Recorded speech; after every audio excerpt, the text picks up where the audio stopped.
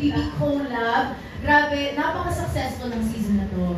And from watching that, yung VTR natin, anong masasabi niyo sa season ninyo? Nakaka-fragile panoorin yung playback. Ano, it brings back so many memories and it just makes me feel even more grateful to be here. Yun. Thank you. Ang cute niya panoorin. Looking back, parang ang sarap pala ng samahan natin. Sobrang light pala yung akala natin ang bigat-bigat ng mga loob natin. Kung pinapanood ngayon, ang cute-cute, tapos kitang-kita yung connection ng bawat isa. Ayun, nakakatawa. Oo, nakakamiss. Makita lahat yung parang nanaliwa lahat ng memories. So parang kailan lang kakapasok namin. Parang kailan lang yung mga task na ginagawa namin. Yung dito na kami. Diba? So, nakakamiss. Hindi kami makakalimutan yung memories. Ako, I want to stay here forever. Gusto kong bumalik, tapos ayoko na umalis ever. I mean, upon watching it, it just brings back so many memories. So, wala, it's a bittersweet moment, but we have the outside world waiting for us, and it's just as warm. So, we're very, very grateful for that. Thanks, Bias. Okay, AC. Included na kami dyan. Nakikinig lang ako. No, but also, me, same as them, it brings back so many memories, and that was only a portion of what actually happened inside, and I'm just so happy that I was able to create a new family that I will definitely bring on for the next few years and whatever time. But yun po, I'm very, very grateful for this journey. Yeah.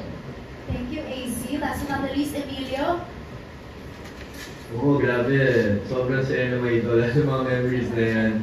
It makes me miss the house, and of course, you guys so much more, the housemates.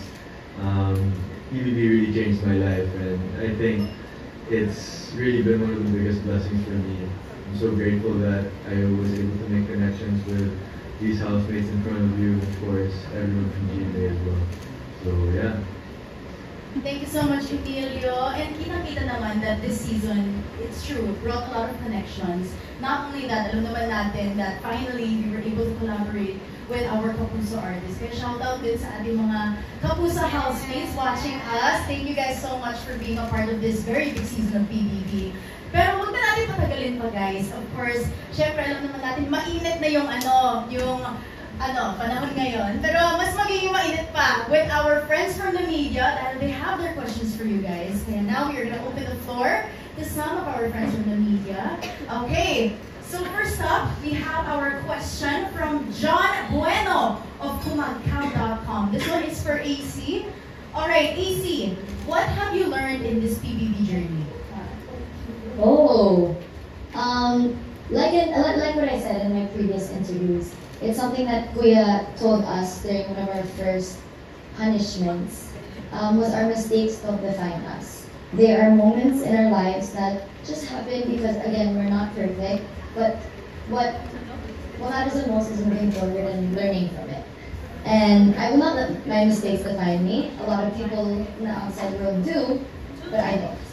And I will just be getting better and stronger and growing from here on out.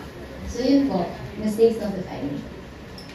Thank you so much, AC. I think that's what's very nice about being part of the Big Brother house. Is parang not only do you get to know different personalities and different people, but syempre, you get to know more about yourself as well. Thank you so much, AC.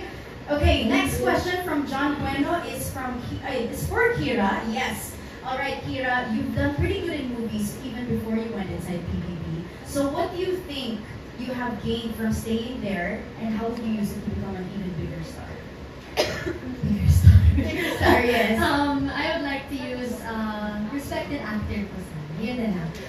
I think what I've learned or what I can bring with me from the house into the acting scene is really how to develop a character. You know, it's really my first time to be surrounded with lots of people my age, which is very unusual for me kasi in my life talaga before PBB, I'm very isolated. I don't really have like a lot of friends. So here in the house, I got to be with so many different personalities, so many colors. So I guess that would really, really help me in terms of making a character. We're so excited for you, Kira. Thank you so Thank much. you. Congratulations, Kira. Okay, ito naman, for Bianca. Okay, Bianca. Do you sometimes feel that you are getting torn between boys or different love teams? Wow. Ako, personally, naman, I see both partnerships as blessings. It's really nice, and I'm very, very grateful to be given the opportunity to be able to grow with two different people with beautiful hearts, beautiful souls, and genuine connections. So, if natutunan ako, no, but I'm very, very grateful for both of them and the support that each other has given us. Thanks, Bianca. Siyempre, alam naman natin na, of course, the Philippines is very known for the love teams, but I think it's also nice that Bianca gets to explore with different people, different artists, naman. Yes, let's support Bianca. Yes. Welcome to SBA. Thank you so much, Bianca. Okay, next naman for Cyril. Okay, Cyril, thinking back, would you prefer staying longer in the PBB house? What do you think would you have done differently? Or are you at peace with your choices? Siguro po, wala po akong babaguhin. Kasi, ayun, masaya naman po yung buong stay ko. And yes, gusto ko mag-stay longer.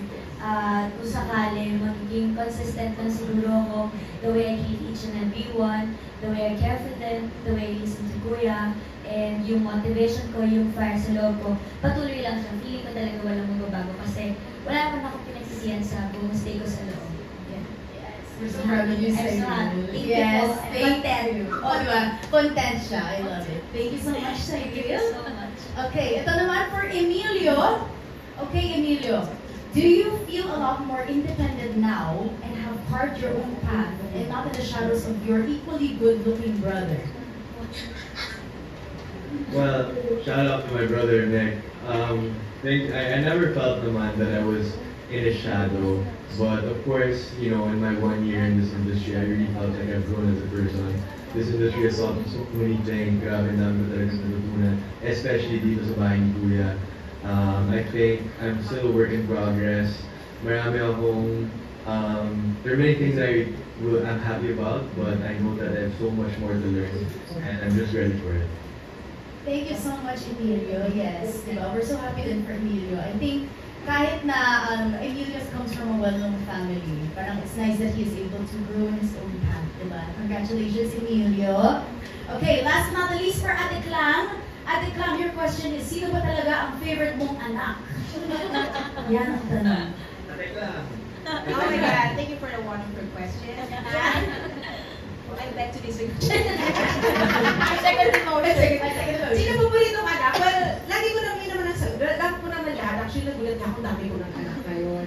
And lahat naman sila, tinuturi ko talaga ding anak. It's just that meron talaga din, hindi maiwasan, hindi sila naging group ka. Diba? So, sa mga naging anak,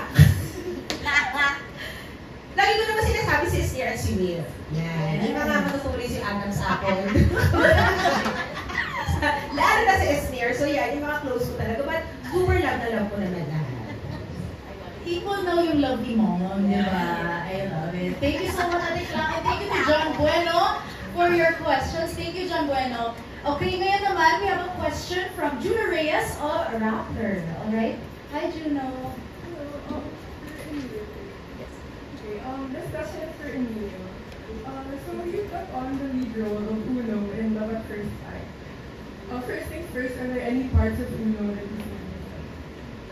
Marami. I think one definitely is our love for basketball. Very, very, very passionate about basketball. Personally, it was my first sport growing up.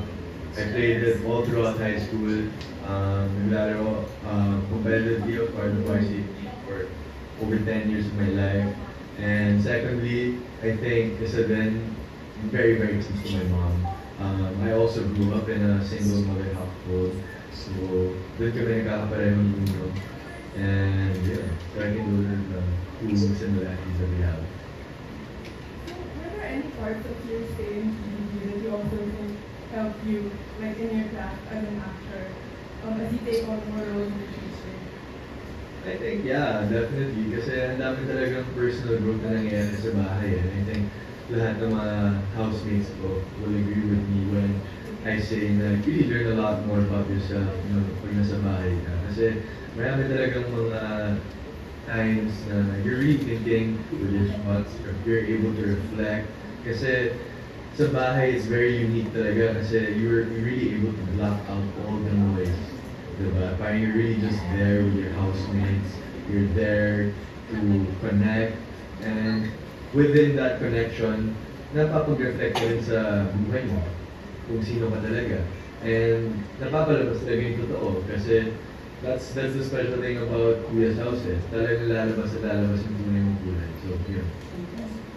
Then you also star alongside River in the series. So what was it like to work together there and then see each other again in TV? Ay, grabe. Never na kami maghiwalay ni River. Sa unang project namin, hindi kami magkasama. Sa huling project ko, siya pa rin magkasama ko. So, you know, it's always a good time with him. He's my best friend in this industry and I'm looking forward to more projects with him.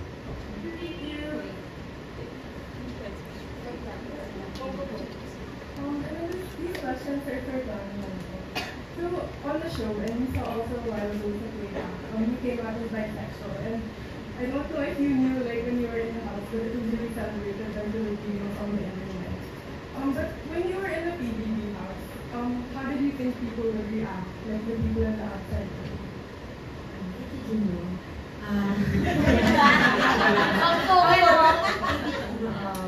Actually, nung time na yun, yung ginawa ko, sobrang hinintay ko na talaga yung right timing. But ready ako, hinintay ko lang kung kailan, yung tamang panahon para sabihin. And na-feel ko na yun talaga yung moment na para sabihin na.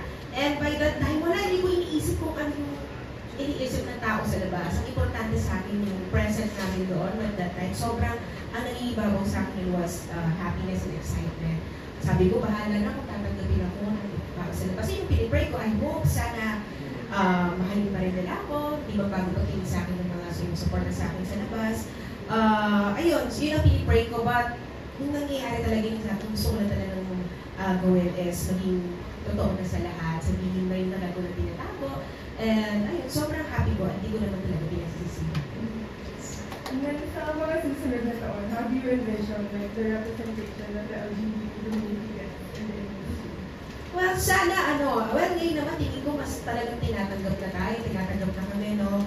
Lalo na din si Meme. So, lalo pa siguro tatagal, feeling ko mas dami pang maging representatives ang ating community. Isa-isa nang magbubukas sa mga pinto. And alam ko mas mamahalin pa yun ng mga tao ngayon. Dahil dito na kami. Yan si Esmir, di ba? Nakasali pa si Big Four. So, tingin ko naman mas madami pang magiging opportunities talaga soon. And I wanted to ask also about your music. Can we expect any more new releases from you in the future? Yes, actually po, ongoing na po ngayon yung next album ko under Star Music. Ayan, nabangan po ito yung ano ko doon na. Yes, with kami. So, ayan, nabangan niyo po, nag-start po ako mag-record ng aking next album. Sana po, bubutasan na lang. Bubutasan na lang yung album, pero ano na siya. Nag-record na ako, so sana supportahan niyo po ako dyan. Wala pang title, iniisip pa din, so hindi naman siguro okay. Pero abangan niyo po yan. Marami pong pinaghahandaan. And abangan po nila sa mga susunod na panahon.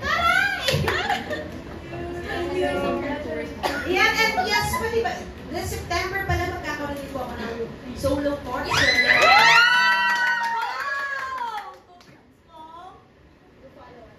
To follow po ang announcement. Yan naman po sa clubhouse na nagkabili.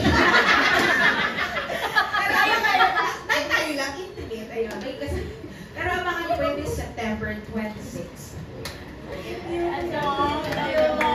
Thank you so much, Judah Reyes of Rappler.